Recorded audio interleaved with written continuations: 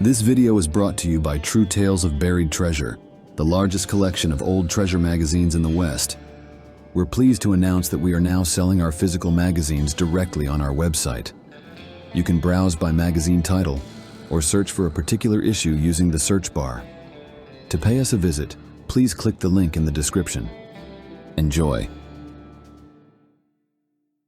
Most treasure stories celebrate the western states and their historic trails, places where gold and silver have spilled in abundance over the years.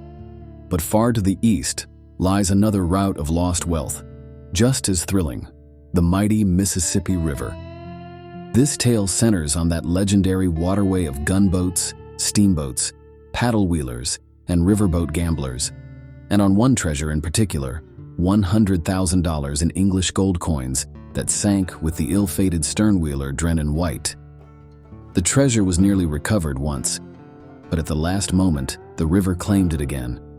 To this day, it is said to rest in the wreckage of the luckless vessel. On September 13, 1850, the Drennan Whyte left New Orleans, bound upriver with merchandise for northern cities. Her most valuable cargo was the $100,000 in gold coins locked in the captain's safe. The journey was uneventful until the vessel reached a point a few miles above Natchez. There, she either struck a submerged object or ran aground, and quickly sank. When word of the disaster reached the owners, they dispatched a salvage boat, the Evermond, to the site.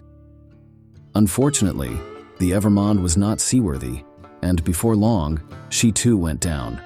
For nearly a year, no further salvage efforts were made. Then, in August 1851, a more determined attempt began. The Ellen Adams, a proper salvage vessel equipped for the task, arrived with a skilled crew. They searched tirelessly, dragging long cables fitted with special grappling hooks for 10 miles in either direction of the wreck site. But the timing could not have been worse. The previous year's high water had shifted the sandbars, likely burying the Drennan Whyte under deep layers of mud and silt. By late October, disaster struck again. The Ellen Adams hit an unknown object, caught fire, and was lost. One final salvage attempt in 1852 ended in failure, and the project was abandoned as hopeless. Still, the story lingered in local memory. Newspapers occasionally reported treasure hunts for the gold, and fishermen sometimes claimed to have located the wreck, but none ever produced proof. The captain of the final salvage attempt had a young son named Ansel. As a boy, he often sailed with his father and heard vivid tales of the sunken Drennan Whyte and her lost fortune. Though Ansel later worked on the Ohio River, the fading romance of steamboats eventually lost its hold on him. He married, started a large family, and purchased a small farm near the hamlet of Jeffress, land that bordered the Mississippi close to where the Drennan Whyte had gone down. Life for Ansel was hard. Feeding his growing family was a constant struggle, and he often dreamed of a stroke of luck that might change his fortunes. In the spring of 1870, luck seemed within reach. While digging a well for his cattle just 50 feet from the river, he struck something metallic at a depth of 8 feet. Further digging revealed what appeared to be the smoke-blackened remains of a wooden chest. Excited but cautious, Ansel covered the hole and returned home to think. Secrecy was essential. He could not risk others learning of his discovery. But when he returned to the site, the river had risen. The spot was submerged and the shifting current had erased all signs of his find. Ansel never saw that promising hole again. The river had reclaimed its secret treasure, just as it had done 20 years earlier. Digging down 15 feet, Ansel's fortune finally struck the upper deck of the buried boat. With unwavering determination, he chipped away at the monumental task before him. Water seeped constantly into the hole, and he had no one to help haul away the tons of mud he unearthed. Yet, he pressed on, driven by hope. For 3 long years, Ansel labored, without even knowing for certain that the wreck he was uncovering was the Drennan Whyte. At last, his persistence was rewarded. Alongside the rotting timbers of the boat's deckhouse, he uncovered a bronze nameplate. It was the Drennan Whyte. His years of toil had not been in vain. He had found the treasure ship. With renewed energy, Ansel began tunneling into the wreck. Each step was dangerous. At any moment, The unstable walls of mud could collapse and bury him alive. Ignoring the risk, he carved tunnel after tunnel through the silt-choked interior. One morning, he broke through into a cabin, but it was no captain's quarters, just a solid mass of mud that took 3.5 months to clear, revealing nothing of value. For another 3 years, Ansel kept digging. Twice, the excavation filled entirely with water, forcing him to bail it out by hand with a bucket.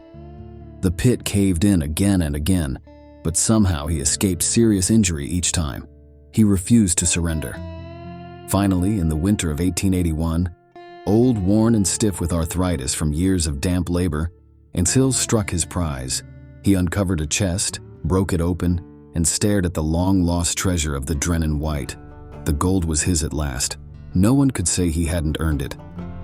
Unable to carry the heavy load, he closed the chest and hurried home to fetch help. But in his excitement, he stumbled and fell, breaking his leg. Somehow, through agonizing pain, he crawled back to his small home under its tin roof. Then came the rain. Far upriver, storms swelled creeks and dry washes, sending floodwaters racing toward the Mississippi. The river rose until it was more than 2 miles wide in places. By the time Ansel could hobble back to his dig site, the rains had stopped, but it was too late. 6 feet of swift, muddy water covered the place where he had labored for so many years.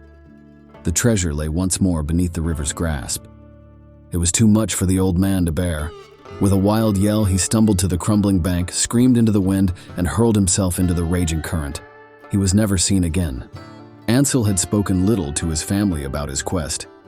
They had always thought him a little mad for spending so many years digging in the willows.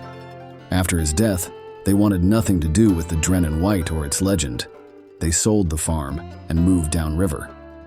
And so the gold is still there, somewhere beneath the river's surface or buried under many feet of silt and mud, waiting for the day the Mississippi decides to give it up. Ansel Fortune's farm once stood about 15 miles south of Natchez, just west of the present-day Highway 61. Court records and archives at the Natchez City Library may hold further details. Always remember, what the river buries it may one day uncover. And if fortune smiles, someone may yet find that chest of English gold coins, untouched for more than a century. Thanks for watching. If you'd like to read the original article or purchase the magazine from which it was taken, please check out our website, truetalesofburiedtreasure.com.